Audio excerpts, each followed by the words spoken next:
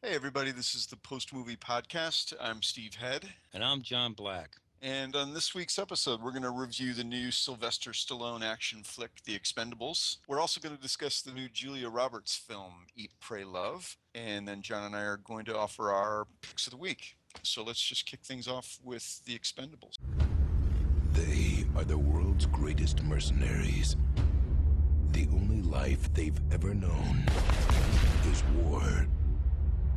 The only loyalty they've ever had is to each other. Drop your guns! Got the four on the left. Why don't you take the two on the right and leave the rest? You're not that fast anymore. Oh, here we go. The only thing faster is... Light. Exactly. We'll see. John, you loved this movie. I did. Even the publicist, when I was walking out, she goes, "That's your kind of movie, isn't it?" I was like, "Yes." Well, I'm old enough to have grown up with these guys, with Stallone and Dolph Lundgren and Mickey Rourke and so much. Jason Statham is a little later than that. Eric Roberts. These are all they're old men, sure, and they're I can't defend it as far as cinema. All the rules of cinema. It's kind of stupid, but so what? So what? They can't all be Inception. It is the opposite of Inception in terms of complication, but it is, I found it more entertaining than Inception. I really enjoyed it. It was, it was just stupid fun. And maybe some of it wasn't so stupid. I mean, what they really achieved here, or what I think the film really succeeded in doing is this sort of self-effacing sense of humor about it. And the characters were funny that way, and that worked. Oh yeah, we knew what we were watching. It was dumb fun, but it was the humor wasn't forced. It was very relaxed kind of humor. It was more humor because that Stallone, that there's the cameo appearances by Bruce Willis and Arnold Schwarzenegger, and they weren't trying to be smarter. They weren't trying to than they need to be. They weren't trying to be I read something in the New Yorker today where the guy was comparing it to a Sam Peckinpah, like The Wild Bunch, how it was a big statement about violence and stuff. And I was like, what? It had nothing to do with it. Can you just be entertaining and not try to drag it in? Oh, if John Ford had made this movie, who gives a rat's ass? John Ford didn't. Well, Sylvester Stallone did. Well, I mean, I think there is something to be said for that. I was actually kind of intrigued by the comparison that between.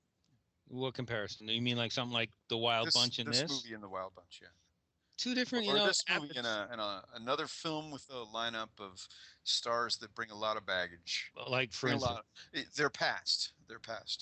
Oh yeah, but they didn't drag up their past. They didn't. They weren't flashbacks to like a young Stallone and Rambo or a younger. No, there was a certain smugness. I think to each of the characters, they had a certain conceit that they knew that we knew who they were, and they had a open field with which to play.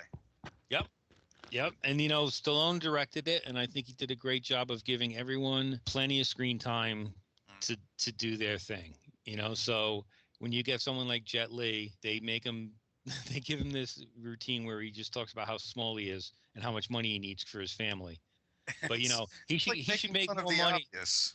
Yeah, he should make more money because he's smaller and it takes him 10 steps to every 5 they take, and he has to do so much more to do what they do. But then they give him this great fight scene with Dolph Lundgren.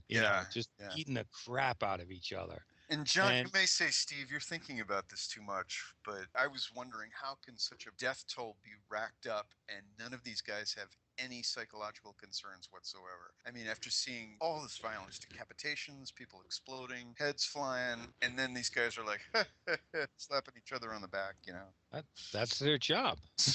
that's what they do. It is so, God, it's just heightened reality of non-reality, Yeah, Steve, you're right. I am going to say this. You're thinking too much. I don't want Sylvester Stallone to ponder what happened during the fight.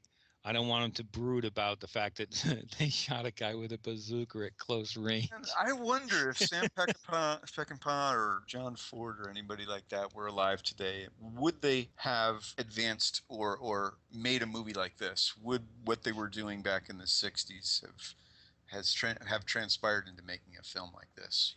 Peckinpah made Bring Me the Head of Alfredo Garcia. It's trash, but it's fun trash. I loved that scene with, I think the guy was Randy Cruz. I may be. Oh, the guy with the funny ear, cauliflower ear. I think he's an MMA guy or something. Well, no, this is the guy who had the gun that basically fired the little explosive bombs. He was trucking down the hallway. Bodies were just exploding like water balloons as he just came in to clean up this situation. And Terry Crews. Man, yeah, and I'm like, Jesus, man, that would be an ending to The Getaway. That the real stunning violence that Peckinpah does. Yeah, well, there's some stunning violence that can only result in us laughing at it, because how do we react to this? It's just music.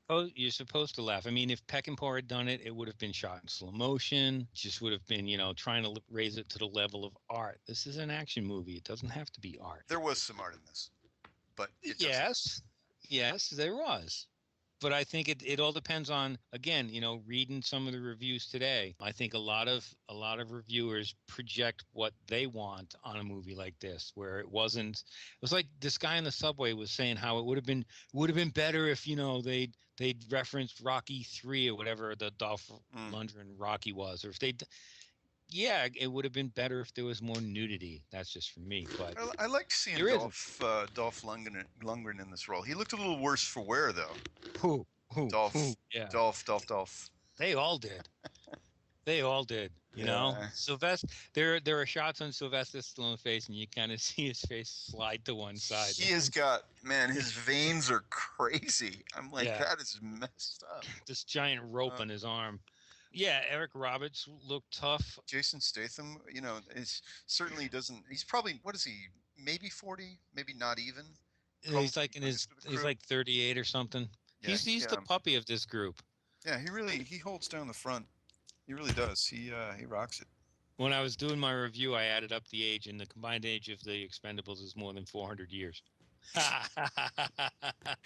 It's like, yeah, that kind of puts it in perspective. But again, I got a kick out of some of the more obvious humor, but just watching these guys who were box office competitors 20, 30 years ago. It's got me thinking, has there been another movie like this where they teamed up so many of the action stars together for for a one-off like this? Although I'm thinking there could really be a sequel to this. There could be. Has there ever been a film that has done this before? No, there have been movies with big casts. For instance, The Wild Bunch, when it had but it had all those.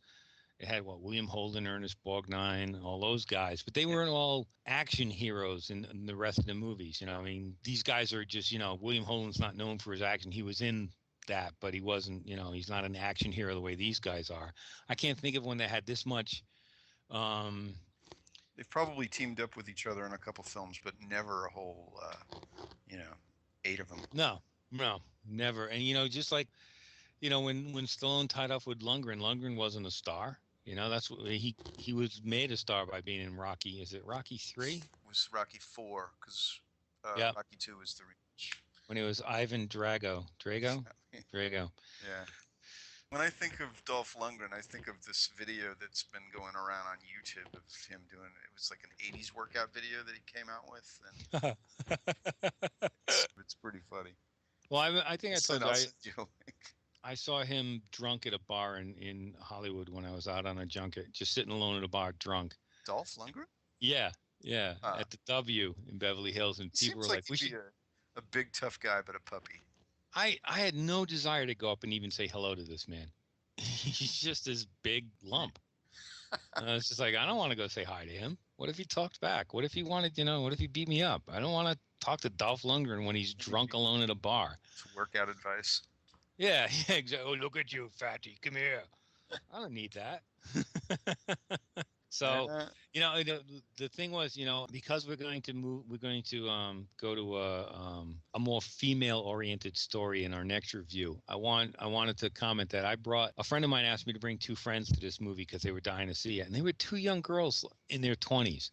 And I was like, how do you even know these guys? Oh, they watch them all on video. They knew them all. These girls had so much fun. And even like the guy who gets shot close range with the bazooka, or the guy who gets his head kicked practically off.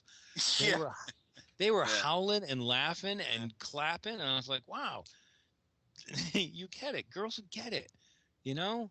I'm used to seeing girls that when I enjoy a movie like this, they stare at me like there's something wrong with me. Why are you laughing because that guy got hit with a bazooka?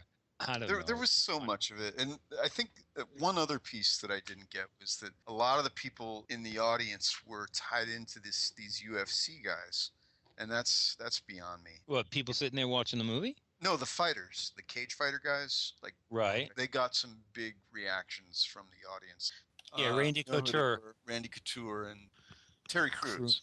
Right. UFC fighter? No, he's actually you would remember him from the Ice Cube movies, the Friday movies. Okay. And he's been in a lot of what they call urban comedies. So maybe it was just Randy Couture. He got a real response. Well, it's the same people who respond because they see Steve Austin and they're wrestling fans. Yeah. It's like, oh, Steve Austin doesn't do anything in this movie. He kind of, stands there. He does beat the shit out of Stallone, which is fun. Loved Mickey Rourke. Loved Mickey Rourke. Yeah, and for all the heavy hitters in this thing, he does not take part in the action. I found it like hard to believe in a way that since the Pope of Greenwich Village and Johnny Handsome, 9.5 Weeks, he is like a larger than life character. And just kind of beyond normality in a way. And this is it felt like you were watching the real Mickey Rourke, brother. Everything. But it's all natural. There's absolutely no steroid enhancement, and the fact that the skinny guy from Pope of Greenwich is now this thick slab of meat. I bet he really could do a nice tattoo. Draw one of those. Yeah. What did you think of the story? Stupid. The thing that was funny about it was I'll bet you can go through the catalog of each of these guys, and they've all had the same basic plot in one of their movies where there's a dictator and they've got to go in and knock the dictator down and save the people. But, oh, my God, there's a secret CIA connection about, a rogue agent. I'll bet Stallone, I'll bet Schwarzenegger, Willis, I bet they all have very similar films on their resume. The story adds nothing. It's such a thin wire they hang all the other stuff from. Yeah, they knew it. They knew it, too. And it came across in that scene with Willis and Schwarzenegger, their one scene. Yeah. Big laughs. It really worked. They knew what they were doing. It was strange seeing Schwarzenegger on screen after these half a dozen years, I guess. Yeah, but and he just shows up and has fun. The thing I liked was about Willis was that he seems to be taking it very seriously. Even though he had that classic Bruce Willis smirk, he really was giving a performance. Arnold just walks in and he's being Arnold, because they do that big joke that about what he's been doing lately. Oh, right, yeah. Which, people laugh so hard at that joke. I missed the next 3 lines of dialogue. Well, it was good. It was good. Let's just save that for the people that are going to go see it because there's a big laugh at the end there. Yeah. So all in all, I had a lot of fun watching this movie. I thought it was, mindless entertainment that I could easily sit through again. And Jason Statham was the only character that had a kind of an arc, or kind of a subplot. He had that relationship thing where this other guy was beating up his girlfriend, and then he goes to the basketball court with a bunch of these meatheads and does a showdown with them. And after beating the crap out of these meatheads, his girlfriend finally sort of realizes what he does for a living, which is basically beat the shit out of people and kill them if he has to. So only if he has to, though. Yeah. I guess they're sort of they're bad guys, but they will kill you if you take it to the next level. You know what I thought? This is better than the A-Team. Oh God, yeah. It was just hell and gone better than the A-Team. And there were no people falling out of planes with tanks and none of that. The whole fake badass attitude of the A-Team cracked me up. These guys don't have to fake it. And these guys were real badass, at least in film terms. They were real badass. And the movie also, unlike the A-Team, you go to this expecting the action, and that's exactly what you get, and it pays off big. There are some terrific action scenes in this. Oh, yeah. And that's what you're paying for. That's what it's all about. I mean, it was like Child in a Candy Store type of action. When they swung that plane around, fired that flare at the dock, and the whole freaking thing just blew up from end to end. It was like, yeah. Yeah, exactly. And it wasn't like cutting away. They didn't cover it with 10 cameras and Right. cutting away every time. And even though I'm sure they used a lot of stuntmen to take the place of the stars, you never got that fake feeling like, oh, this was done on a green screen. This was all done with old-fashioned. When shit blew up on the screen, you got a feeling they blew shit up. John, I have to tell you, though, in retrospect, that fight with Dolph Lundgren and Jet Li, that was photographed pretty close. And the way they covered Jet Li's fights, they didn't really, I mean, they were cutting away pretty quickly on some stuff. Oh, so, yeah. It kind of led me to believe that, they may have lost some edge there. And obviously, Jet must be over 40 now, so. Oh, I'm sure, and they covered up some things with some edits, but And still, it's not Stallone's kind of action, but also the final big scene where everything on the island blows up was so dark. It's like you couldn't tell who was who. They just run around shooting. Yeah. Oh my God, that was such a crazy mess of fighting, and it just all out and out running with guns.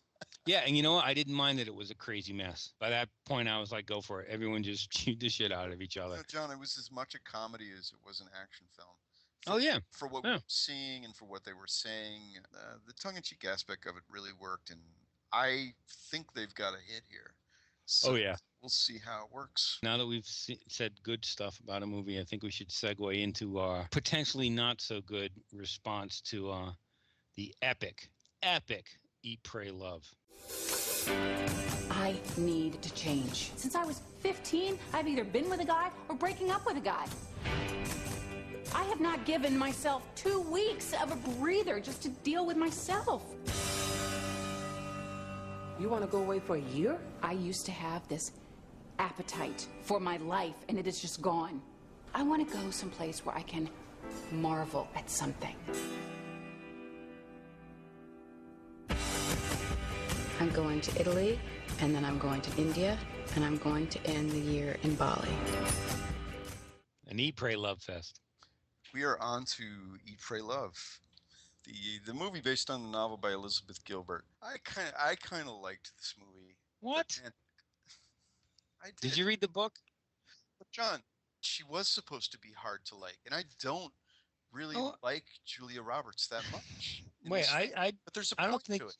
I didn't get when I was watching this, I didn't think of her as an ice queen. I didn't think of her as unlikable. All I saw was Julia Roberts walking through a Travel Channel episode. I felt no connection to anything in this movie. John, except because her character... Go ahead. What character? Her character was dead on the inside. And, it may be easy for you to say that that's just the way it happened to be, even though they didn't intend it. But what happened here, for me, in terms of what I believe happened to her character, is she made a bad decision or maybe it wasn't even a bad decision. She just slowly kind of died on the inside. And she had to go through some sort of physical, emotional rebirth is basically what it was. She didn't wish ill will upon anybody. Her soul died. No, I'm not. That's not what I'm saying. I know that's what the script tells us happened, but all I saw was a box office superstar up there walking around, postcards in the background. I felt no connection from the character to the performance, whatever. All I saw, I could not get over the idea that I was watching Julia Roberts pretending to be something else. Okay, there is that. I didn't see it that way. I think what took me in were these moments, these periodic moments in the film where you do learn something profound about how to perceive life or how to interpret things from the inside. And her character, Liz Gilbert, was making this mistake of letting other things on the outside sort of interpret the way she lived and how she would be happy. And maybe you can make the case that Liz, Julia Roberts' character, is conceited and egotistical, and I think she fears that that's what everybody thinks. Like, there's nothing she can do. She is going to be a bad person no matter what. But she just dropped everything, went to India, Bali, and tried to find herself again. And in the process of doing this, she meets that guy. Yeah, that guy, and I can't think of his name. Richard Jennings, right? Who offers a couple of profound life lessons to her about how to interpret things that happen to you and how to change yourself on the inside. Because, like, I guess at certain times, in his story, reached a point in his life where he couldn't show anybody anymore that he was more sorry for some bad decisions that he made in his life than, you can only say I'm sorry so much. And then he felt like, well, I had to go on this journey and really, really turn myself inside out. And this is what this movie is for her character, Liz. She's turning herself inside out. This may not completely explain things, but I had a conversation with my friend Melissa. We were at the screening together. You met her. Right. And she said something to me. She put this in my terms. And she said, Steve, you see, what you're not seeing here is this movie is like The Matrix. What? I thought, what? I didn't know you guys were high last night. No, and she said, because she was walking around like Neo in a world that was built, in a world that wasn't real. And she needed something like Morpheus to come in and say to Neo, this isn't reality. You need to turn things inside out and see the world for what it really is. I don't know. Yes, John, yes. Morpheus I think gave that's Neo a complete 180-degree turn on his sense of reality. And so Liz here, because of her leaving and trying to find herself and meeting these other people and hearing their stories and listening to life. She has a moment towards the end of the movie, and I'm not spoiling anything, but there's one moment in this movie where she just freaks, and you don't expect it from her because you think that, oh my God, a person that got upset that much really got so unhinged, it was very discomforting. But after that, after she just blew up like that, it sort of turned her world. She sort of broke out of the old person who she was and was able to sort of turn things around and say that this is, like my new reality, my new understanding. And I'm a good person and I'm a loving person and I care about things and people can care about me. Because up until that point, I saw Julia Roberts' character as an ice queen and she was hard to like. And she needed to admit, very much so, that she was wrong about certain things in her life and that she could be liked by other people. Wow, you really got swept up in this. So I tried to sum that up as best I could. I have never read the book. I just sat there for 140 minutes and watched the movie. Yeah. By the guy who directed Glee. Never seen an episode of Glee. but that's you're gonna though, I can tell. Some help from Melissa. Well, I felt and saw none of anything, including the I think you really stretched in the Matrix thing. But I also felt the script sounded like it was, taken right out of some new age calendar with kittens on it. I didn't believe any of the relationships that her character has, like, the bad actor in New York or the Brazilian smuggler in Bali. No chemistry there. The only character I liked was Richard Jennings, and because suddenly I was watching I completely forgot it's this guy I like. I was watching a character tell something really heartfelt. There were great emotions there. He tells a great story, and then we're back at Julia Roberts, looking like Julia Roberts. I just got none of what you found in this. I didn't feel that. I felt nothing. I didn't feel she was an ice queen. I don't think she went through any big change. I don't think she was Neo. She did go through a big change. She totally dropped her other life. No, why? No, I know that's what the plot says, but I didn't feel it from this performance. She's the same big-lipped superstar. She just I felt no connection at all. And I know, they don't explain why she feels dead enough for me. And then, I understand, okay, she walks out. She just needs to do this big change. First of all, she has to change and travel the world, right? She has to go find herself. Isn't her job as a travel writer? And suddenly because she was in Bali when she saw the toothless guy first time, she was there on assignment writing about Bali. When he read her fortune and said, you're gonna come back here and 3 hours later, and I just thought the whole thing was so flat and tedious. Well, he basically spelled out for her in that one meeting at the beginning of the movie the process of what was going to be the movie. You were going to lose all your money. You were going to fall out of love. But you were going to get it back. So why do I have to sit through the next 2 hours and pretend this is happening? I could have just left there. The old guy said everything. I'm just going to say, John, you do realize that you're probably not the intended audience for this film. I'm surprised you are. I'm not. It wasn't. Are you kidding? It wasn't. I like the personal transformation aspect of the In fact, if only I thought while we were getting some of these profound statements from Richard Jenkins' character and from the Swami, that I wish I could have written them down, you know? I mean, I'm sure these were key moments from the book. I'm sure you can get them on a bumper sticker. Even John, she says, how do you people fucking bump? interpret things that happen to you. It happened to people. You know, when they No, go through that's how something some people do. John, all right. What? When something happens in people's lives that they need to find some understanding for, you know, like things happen and we can't control how they happen, but we can control how we interpret them. We can control the decisions we make and what reactions we have. We can control that. You know, there's a space between, you know, action and reaction. And her thing was she had to be able to recognize this space and make, oh, I don't, you know, better, more. I'm not going to help you. She so desperately, John, she wanted to be a happier person. And so Javier Bardem comes in halfway through this movie. Okay? And he presents to her the thing that she had a problem with, that nobody, not even the Swami, said this was really going to happen. Of course, obviously, we know this is going to be the third part of the movie. You know, she eats, she prays, she loves. When Javier Bardem comes in, she finally realizes that she wasn't allowing herself to be liked by other people. She put up a big freaking wall.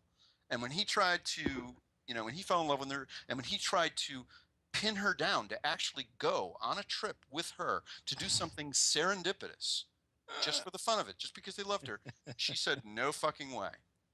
And she realized she was wrong. She shut people out who actually loved her. Were you crying when all this was going on? I'm just interpreting what I saw. That's it. Because I felt no connection to any of this, I have no interpretation of it besides boredom. Because the guy makes mixtapes. Yeah. The guy actually, he cares about the music that he listens to, and he cares that this particular type of music might be liked by someone else. Just maybe that's just creepy. We care about really loving certain films, and we think to ourselves, wow, we love this. We're critics. We would like it if, you know, we can bring this movie to the attention of someone else who might love it. He was doing that with the music. All right, very minor example there. Very minor. I have tried. Tried what? You've tried what? As a consolation, I will probably not see this movie again. I knew at the time I was watching it that it was 140 minutes, and I was like, oh shit. It's an ass. I gotta do this. Minutes. But it wasn't. I'm not saying it's great. I'm saying it's a quality film. Well, poor quality. It takes a while for them to make a point about mistakes that she made in her life. Oh, I don't think they make the point. Like I said, it's just too trite. It's not believable to me. And, you know, and we can argue this endlessly. And, you know, I don't think we'll ever agree, but there was nothing about this besides the 3 minutes of Richard Jenkins revealing why he's at the ashram hiding out. That was the only part of the movie that made me realize I wasn't staring at a screen. It has its lame moments, and I think this film also, if you don't like Julia Roberts, I do though.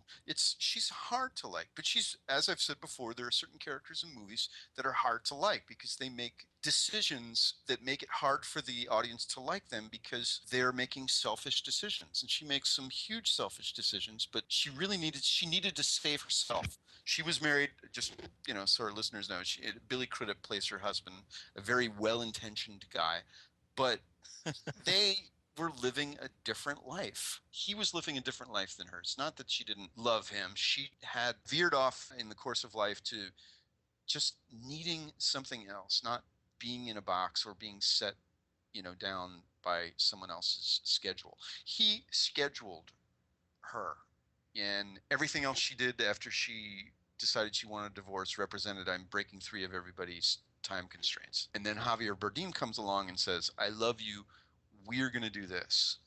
And it breaks her. Okay. Can I get rid of this soapbox here? Somebody please take it away. No, I'm enjoying. You must enjoy the view from up there.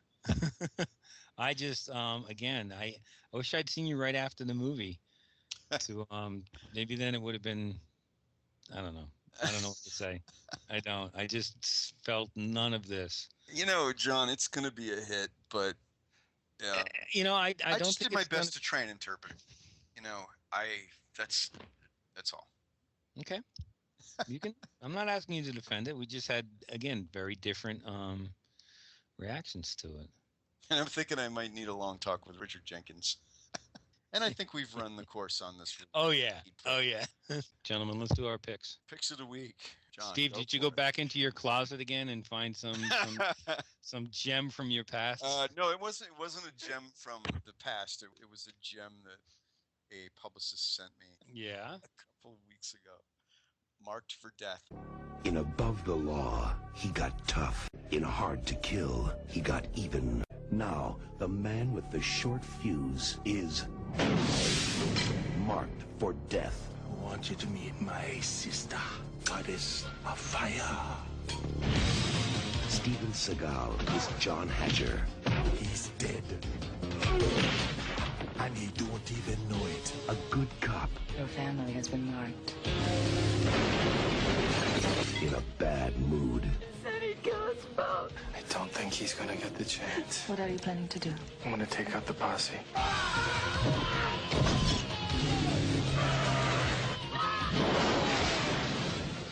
I know I mentioned this before. Probably very briefly, but Mark for Death. Mark for Death came out on Blu-ray a month or two ago.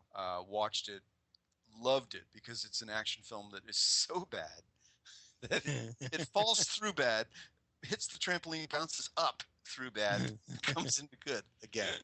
And, starring, of course, Mr. Steven Seagal, the guy who runs like a girl. But there is a YouTube video that everybody should check out. Steven Seagal runs like a girl.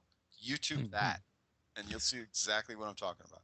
So I picked this because there's going to be a midnight screening at the Coolidge. It's funny that you mentioned that he runs like a girl, because I was I got in an argument with my friend Barrett because I had seen, not this one, but I'd seen one of his other, Above the Law or whatever. And I was like, he doesn't really even fight people. He just kind of pushes them down. and Barrett got all upset. He was like, he fights people. I was like, no, he really doesn't. He just kind of pushes them. He does, man. It's like it's all about his posture, about how I'm going to get in your face and put myself in this position to really look like I'm going to beat the crap out of you. Yeah.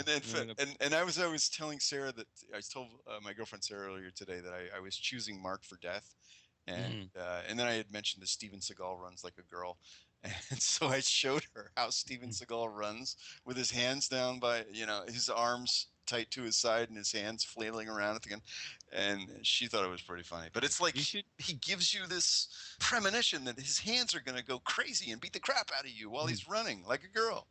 You should. Can we post that? Can we post Steven Seagal like a girl? Yeah, we can. We might have to. Yeah, it was, and I thought this, and I thought, Jesus, man, there is something strange with the way that guy runs. So I typed in Steven Seagal runs like a girl, and there it was on YouTube.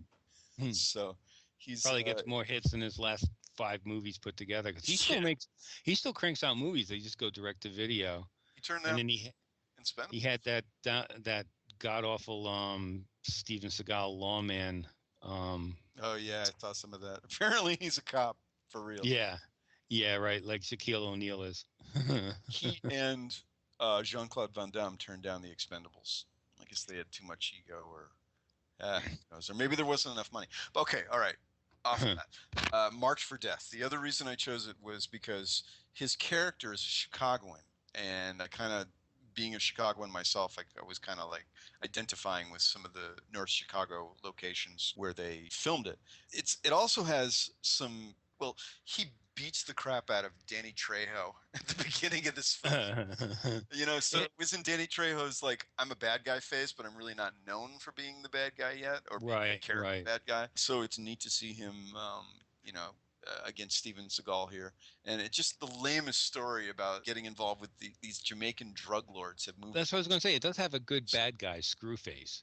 Yeah, so he messes with these drug lords are moving into the suburbs of Chicago, and Seagal is the badass who's getting in all these gunfights, and people are dying, but he comes home to Chicago, he meets up with his buddies, and he's really not about all the crazy stuff that's going down. But when the going gets tough, Seagal's got to put his fist down. When the drugs get too close to home, when everything gets too close to home, then he's got to step up to the plate. And in this movie, things do get too close to home because he comes home and he's marked for death.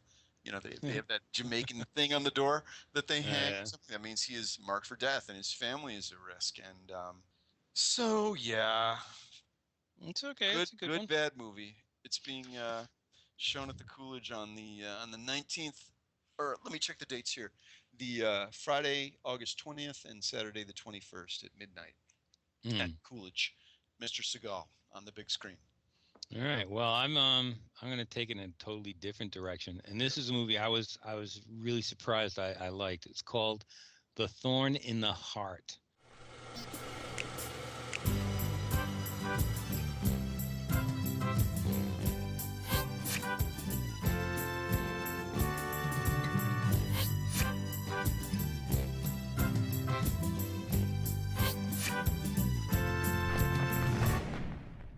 Michel Gondry.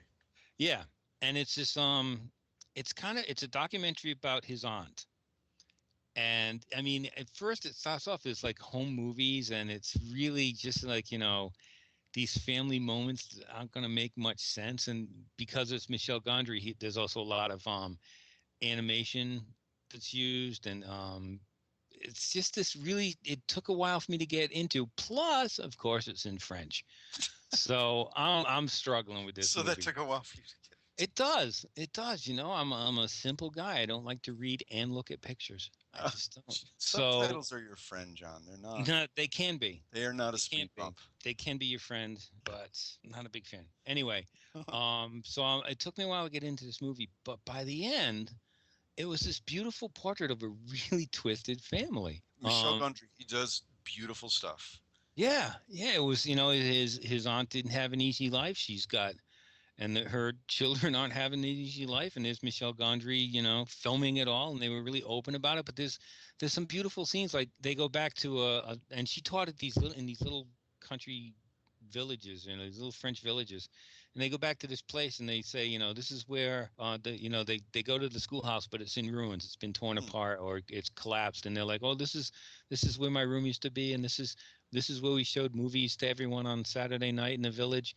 And they haul an old projector and they put up a sheet and they show a movie in this ruined building and invite the villagers to come see. And they show the movie from that time, or a movie from that time, that his aunt would have shown to her students. So how did this movie come to your attention? When did you see I got sent, it's from Oscilloscope Pictures. It just turned up on my mailbox one day and I was like, I'll watch this. And is this a new film, or is it something he did earlier on? It's new. I don't know if it made it to theaters. It came out on DVD this week. I don't. It's a 2009 movie. It's just an absolute delight. So and again, from this to the Green Hornet. What, he directed the Green Hornet? Yeah, he's directing the Green Hornet with Seth Rogen right now.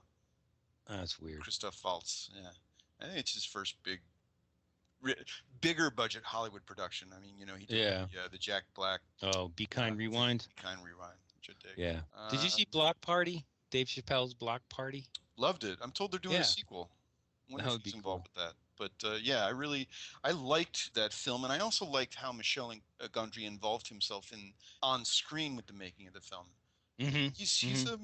He's a fascinating character. He really is. And the ideas that he has, he's just so quirkily inventive, Yeah, well, Eternal Sunshine of the Spotless Mind was, I think, probably a bigger budget film than one would expect, because they really do bring out the special effects for the last quarter of that film. But what the things that he does on screen with, just like his paper mache construction, it's like art world to him. It's like you're in an artist studio. It's like you're doing some sort of arts and crafts thing where you're making a film, and that sort of aura that he brings to his films, it's inventive. So you've intrigued me here. I'd be curious to see how he pulls this.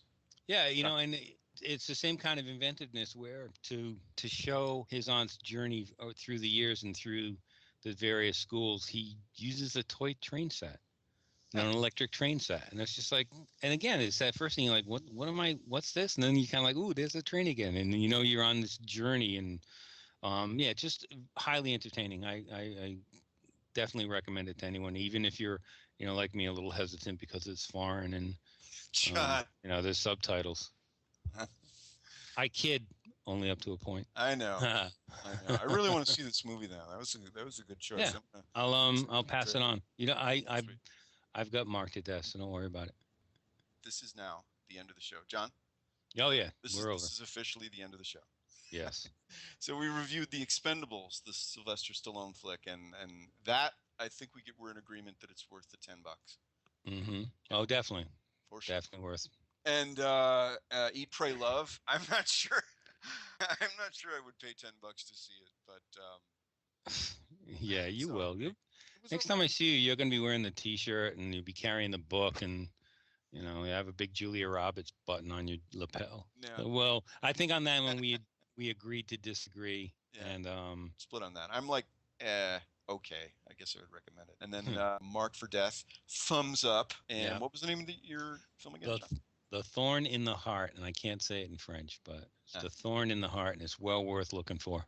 As always, let us know what you think. We'd really like to hear from you. Agree with us, disagree with us, or if you have, just any movie you want to talk about, send us an email. If you think there's anything we should discover or anything we should see, let us know. We'd love to know. We'd love to hear from you. Send us an email at postmoviepodcast@gmail.com. And of course, we're on Facebook, and I'm on Twitter at twitter.com/stevehead. And all of our shows are online at post-movie.net. You can check everything out there. And so until next week, I'm Steve Head. And I'm John Black. So long, everybody.